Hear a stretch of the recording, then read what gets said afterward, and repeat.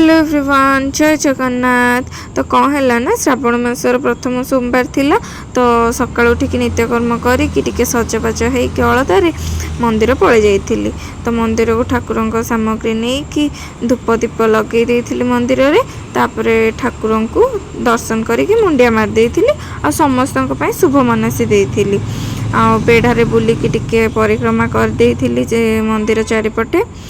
तापरे टिके ध्यान कर देइथिली ठाकुर को। आउ रूम को पळै आसिकी रूम रे टिके पूजा कर देइथिली। तुलसी मूले पानी दे देइथिली। पानी देला परे तापरे टिके सफा कर देइथिली ठाकुर को जगह। तापरे तांको भी पूजा कर देइथिली। पूजा कर देला परे धूप दीप दे देइकी ठाकुर को भल से पूजा कर देइथिली। आउ थरे तो सूर्यदेव को टिके मुंडिया मार देइथिली, तांको भी पानी दे देइथिली। तापरे एमती किछि जाइथिला पूजा पूजी कर देइथिली। तापरे मु टिके चूड़ी फुड़ी लगे कि टिके सजबाज हो जाइथिली। तापरे सजबाज हो कि कॉलेज तो थिला, तो खाई कि टिके भोग भोग कॉलेज पळै जाइथिली। काहेकि ना छुट्टी तो नाही, तो जिबाको ही पड़िबो। तो न खाई न पीकि मो मम्मी मते खाली कॉल पर कॉल करंती। तो तथापि कॉलेज जाइथिली। तो भलरे जाइथिला दिनटी।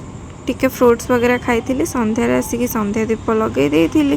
तापरे मंदिर जाइकी बा शिव बाबा को दर्शन कर देइथिली।